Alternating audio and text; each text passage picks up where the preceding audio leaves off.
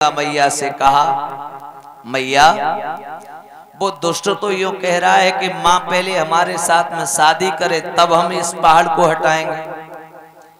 गंगा मैया ने कहा अगर उसने ऐसा कुछ कहा है तो बिल्कुल निसंकोच आप जाएं और जाकर के उससे ये कह देना कि गंगा जी शादी तो करवे को तैयार हैं, लेकिन गंगा जी की शर्तें हैं। बोले अच्छा, और बोले कह देना वो शादी करेंगी लेकिन उससे पहले तुम्हें गंगा जी के 3 थपेड़े झेलने पड़ेंगे। जाओ कह दो मैं शादी करने को तैयार हूं। ऐ भागीरथ गए दौड़े दौड़े जाकर के कहा, वो भैया वो गंगा जी का आदेश है, चलो वो तोड़ दो पहाड़। बोले शादी का क्या हुआ? बोले हाँ वो शादी करने को तैयार हैं, लेकिन गंगा जी ने ये कह दिया है कि पहले उसे हमारे 3 थपेड़े झेलने पड़ेंगे। हाथी बोलो 3 की बात कर रहे हो, हम 30 झेलने को तैयार हैं, चलो। हाथी आया, पहाड़ नहीं तोड़ता। तो आज गंगा जी ने कहा कोई बात नहीं, शादी करना चाहते हो? हाँ। बोले हो जाओ तैयार, परीक्षण यही होगा पहले। अरे भैया पहला थपेड़ा गंगा जी लगा रही हैं।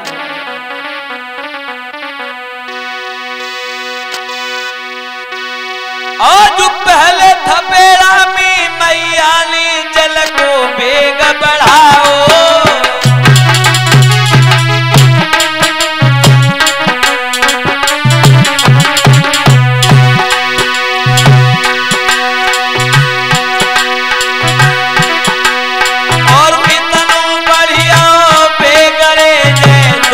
झेल नहीं पाओ।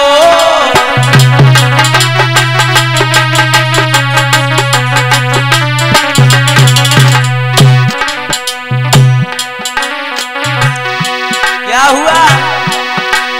महाराज नीच आज जल में डूबेगा, तब हाय हाय करके आज माता से माफी मांगी रहो। गंगा मैया बोली करना है रो ब्याह कर ले, आजा। हाँ अब तो बोलो।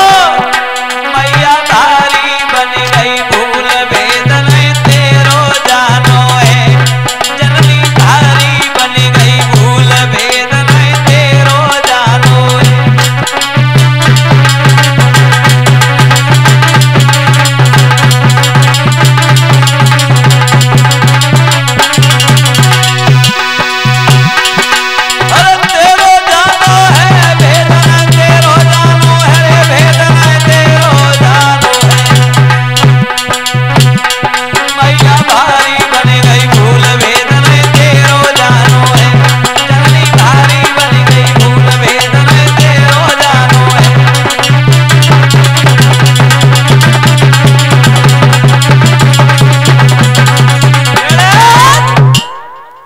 आज माता ने कहा चुपचाप अपनी भलाई चाहता है तो पहाड़ को तोड़। गजराज ने आगे बढ़ करके रास्ते को साफ किया है। आज भागीरथ पुनः आगे आगे जा रहे हैं, गंगा मैया पीछे जा रही हैं। आज रास्ते पर जब बढ़ते जा रहे हैं तो आगे जाकर के देखा कि जाहन मुनि की एक कुटिया है। गंगा जी बोले जे ऋषि जही रास्ता में भजन करने को जगह मिली नहीं। सो गंगा मैया ने जाहन मुनि की कुटिया अपने बेग में संभाल ली, अब वही जाए और भागीरथ तो आगे आगे जाए। जाहन मुनि की आंखें खुली, बोले मेरी यहाँ कुटिया थी वो कहाँ गई? और देखी तो कुटिया बही जाए गंगा मैया। बोले अच्छा तुम्हारी ये थी हिम्मत जो हमारी कुटिया ही ले गई। सो जान मुनि को आई गुस्सा, ऐसे अंजलि करी और गंगा जी को पी गई। गंगा को जब पान किया, भागीरथ पीछे मुड़ के देखने लगे, कहाँ गई मैया? आई तो हमारे संग गई। जान मुनि बोले हमें प्यास लगी लला सो हम पी गए। बोले प्रभु मैं अपने पूर्वजों का उद्धार कराने के लिए ले जा रहा हूं, इन्हें छोड़ दीजिए। अब जान मुनि सोचे कि अगर मुख से मैं गंगा मैया को प्रवाहित करता हूं तो इनका जल अभिषेक के काबिल नहीं बचेगा। तब कुछ लोग तो ये कहते हैं कि उन्होंने अपने कान से गंगा को निकाला, कुछ लोग कहते हैं कि अपनी जांग को फाड़ करके बाबा जी ने तब गंगा को छोड़ा, क्योंकि इनका यहाँ पर नाम पड़ा है जाह्नवी। गंगा जी का नाम यहाँ पड़ा है जाह्नवी।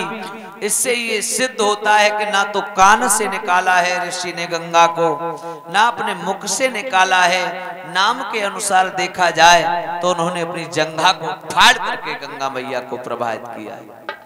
इधर जाह्नवी नाम पड़ा, भागीरथ के लाने से गंगा मैया का एक नाम और है भागीरथी।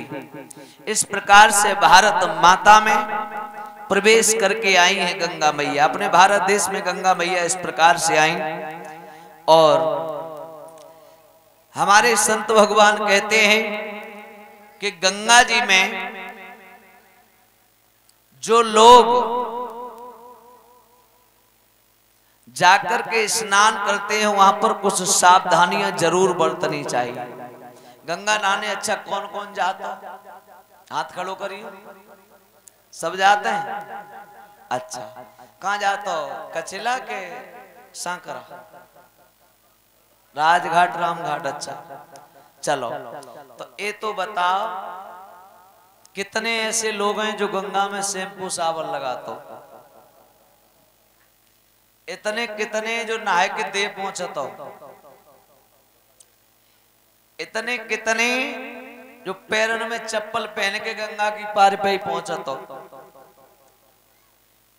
देखो, गंगा नहान का भी, स्नान का एक विधान है अपने शास्त्रों में। गंगा जी नहाने जाओ, अब तो खैर सब वाहनों की सुविधाएं हैं, तो ज्यादा नहीं तो 1 किलोमीटर, और 1 किलोमीटर भी ना तो 100 कदम आप पीछे ही अपने पैरों की चप्पल इत्यादि सभी छोड़ दो बाहर। और जब जाओ तो चढ़ स्पर्श करो, उसके बाद में गंगा में प्रवेश करो। और कभी भी नहाने के बाद में शरीर को नहीं पहुंचना चाहिए।